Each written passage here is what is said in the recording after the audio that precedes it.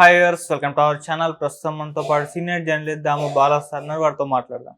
నమస్కారం సార్. ఎన్టీఆర్ గారి అభిమాని కౌశిక్ అనే వ్యక్తి బ్లడ్ క్యాన్సర్ తో పోరాడుతున్నారు సార్. అయితే వాళ్ళ పేరెంట్స్ మాట్లాడుతూ మా అబ్బాయి బతకడు, జూనియర్ ఎన్టీఆర్ కి పెద్ద అభిమాని, ఆయన దేవరా సినిమా చూసేంత వరకన్నా ఆయన్ని బతికించాలని చెప్పేసి డాక్టర్లను వేడుకుంటున్నారు. అలాగే పవన్ కళ్యాణ్ గారిని, చంద్రబాబు గారిని, జూనియర్ ఎన్టీఆర్ గారిని కూడా వేడుకుంటున్నారు.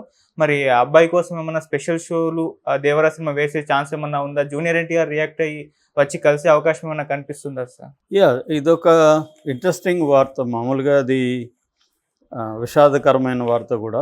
అంటే తిరుపతిలో శ్రీనివాసులు అనే ఒక అతను ఉంటాడు. అతను టీటీడీ కాంట్రాక్ట్ డ్రైవరు, తిరుపతి దేవస్థానంలో కాంట్రాక్ట్ డ్రైవర్గా ఉన్నాడు. వాళ్ళ అబ్బాయి పేరు కౌశిక్, 19 ఏళ్ళు. అతను డిగ్రీ సెకండ్ ఇయర్ చదువుతున్నాడు. అతను hard core junior NTR fan. అంటే జూనియర్ ఎన్టీఆర్ సినిమాలని ఫస్ట్ డే ఫస్ట్ షో ఖచ్చితంగా చూస్తాడు. ఇంట్లో వాళ్ళు కూడా బిగినింగ్లో మందలించారు, కానీ తర్వాత అతని అభిమానాన్ని అర్థం చేసుకొని ఒక్కొక్కసారి వీళ్ళే జూనియర్ ఎన్టీఆర్ సినిమాకి తీసుకుపోయిన సందర్భాలు చాలా ఉన్నాయి. సో అందరికీ తెలుసు అతను హార్డ్ కోర్ ఫ్యాన్ అని. సో ఈ కాంటెక్స్లో అతనికి ఈ మధ్య జ్వరం వచ్చింది. ఆ జ్వరం వస్తే హాస్పిటల్కి తీసుకెళ్లారు.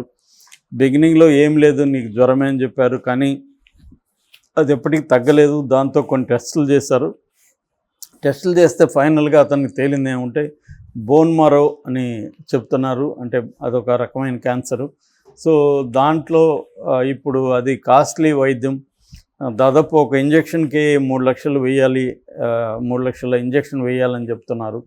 సో ఆ రకంగా 12 ఇంజక్షన్లన్నా మినిమం వేయాలి అని చెప్తున్నారు.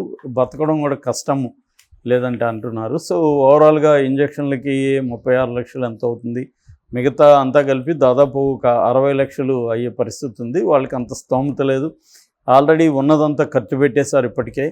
సో ఇప్పుడు దాంతో ఆ అబ్బాయి నేను ఎలాగో చనిపోతాను, నాకు 60 లక్షలు ఖర్చు పెట్టి చేసే పరిస్థితి లేదు, కాబట్టి నేను ఎన్టీఆర్ దేవర చూసి చనిపోయే వరకు నన్ను బతికించానని డాక్టర్ని వేడుకుంటున్నాడు. దేవుణ్ణి కూడా ప్రార్థిస్తున్నాడు. ఇది ఇప్పుడు వైరల్ అయింది. అంటే అతని వీడియో వైరల్ అయింది. 27వ తేదీ రిలీజ్ అవుతుంది. అప్పటి వరకు నన్ను బతికించండి ఎట్లాగైనా అని అతను డాక్టర్ని వేడుకుంటున్నాడు.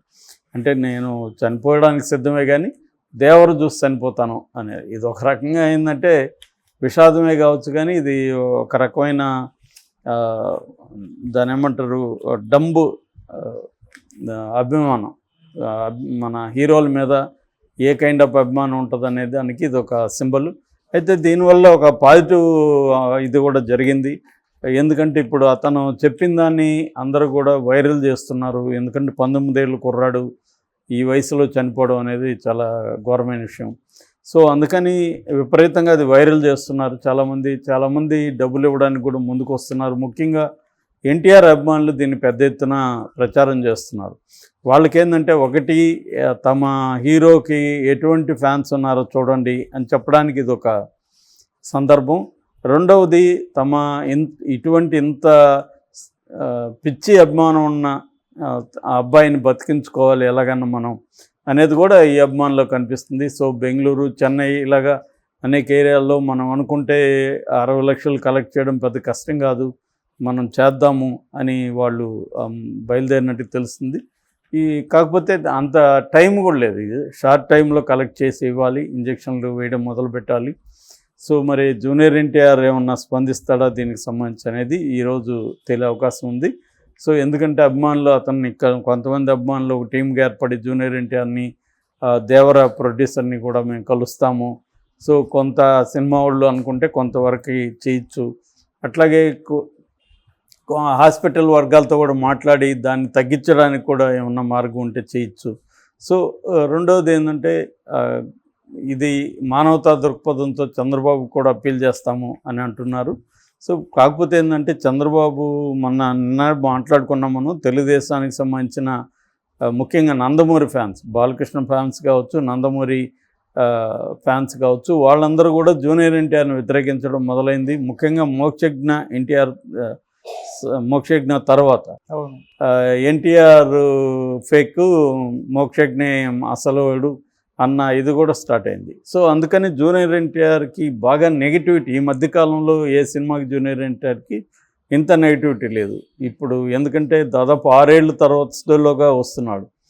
మనకి అరవింద్ సమేత 2018లో వచ్చింది. దాని తర్వాత 6 ఏళ్ళ గ్యాప్ సోలో హీరోగా వస్తుంటే నిజానికి పెద్ద ఎత్తున హైప్ ఉండాలి. కానీ నెగిటివ్ ఇది కూడా పెద్ద ఎత్తున స్టార్ట్ అయింది.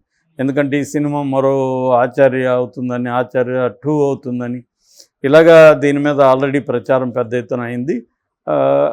ట్రైలర్ కూడా ట్రైలర్లో బాగున్నప్పటికీ అనుకున్న స్థాయిలో ఎక్స్పెక్ట్ చేసిన అంటే ఒక కొత్త సినిమా చూస్తున్నాం అన్న ఫీలింగ్ అయితే రాలేదు. విజువల్స్ అంతా బాగున్నాయి కానీ కథ మామూలుగా ఉంది. రెండోది ఎన్టీఆర్ భయపడుతున్న ఎన్టీఆర్, సీనియర్ ఎన్టీఆర్, ఇదంతా కూడా ఆల్రెడీ చూసిన ఫీలింగ్ అయితే ఉంది. సో దీనివల్ల జనరల్ పబ్లిక్లో కూడా దీని పట్ల ఉండాల్సినంత క్యూరియాసిటీ అయితే లేదు. దీనికి ప్రధాన కారణం ఏంటంటే ఆచార్య ఎఫెక్ట్ శివ మీద ఉంది. ఆ తర్వాత ఎవరో అతనికి సినిమా వేయలేదు. మెగా కాంపౌండ్ కూడా శివాదే తప్పు అన్నట్టుగా ప్రచారం చేశారు. నిజానికి చిరంజీవి ఇంటర్ఫియరెన్స్ ఎక్కువ ఉండడం వల్లనే ఆ స్క్రిప్ట్ అలాగైందనేది విత్ ఇన్ ద ఇండస్ట్రీ వర్గాలు చెప్తాయి. కానీ ప్రచారం ఎలా చేశారంటే కొరటాల శివ వల్లనే ఇదయిందని చేశారు. దానివల్ల ఇప్పుడు కొరటాల శివకి ఎవరు సినిమా లేని టైంలో జూనియర్ ఎన్టీఆర్ సినిమా ఇవ్వడం అనేది అదొక దుస్సాహసంగా కూడా ప్రచారం చేశారు. ఎందుకంటే తనకి మంచి డిమాండ్ ఉంది, బ్రహ్మాండమైన హిట్ డైరెక్టర్లు అతనికి దొరుకుతారు.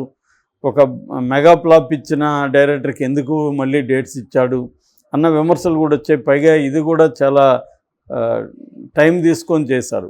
నిన్న కూడా ఏదో చెప్తున్నాడు, ఆ షార్క్ మీద వెళ్ళిన ఒక షాట్ అండ్ డే అంతా తీశారు, నాకు చాలా కష్టమైందని జూనియర్ ఎన్టీఆర్ ఫంక్షన్లో మాట్లాడాడు. సో అంత టైం తీసుకొని ఒక సినిమా చేస్తే ఈ సినిమా అనేది నెగిటివ్ టాక్ వస్తే ఎలా ఉంటుందో మనం అర్థం చేసుకోవచ్చు. సో ఈ కాంటెక్స్లో ఇప్పుడు వీళ్ళకి ఇటువంటి ఒక అభిమాని ఉన్నాడు. చనిపోతూ కూడా చివరి కోరిక, నేను చనిపోయే ముందు దేవర చూసి చనిపోతాను, అప్పటి వరకు నన్ను బతికించనని అడగడం అనేది ఒక రకంగా జూనియర్ ఎన్టీఆర్ ఫ్యాన్స్కి ఉత్సాహాన్ని ఇచ్చే అంశం. ఎందుకంటే చూడండి మా ఎన్టీఆర్కి ఎలాంటి ఫ్యాన్స్ ఉన్నారో, మీరు ఎంత చేసినా కూడా దీనిని ఆపలేరు, జూనియర్ ఎన్టీఆర్ క్రేజ్ని ఆపలేరు. ఎందుకంటే ఇలాంటి ఫ్యాన్స్ చనిపోతూ కూడా అతను చివరి కోరిక దేవర చూసి చనిపోవాలని అనుకున్నాడంటే ఎందుకంటే దేవరికి బెస్ట్ పబ్లిసిటీ అవసరం లేదు.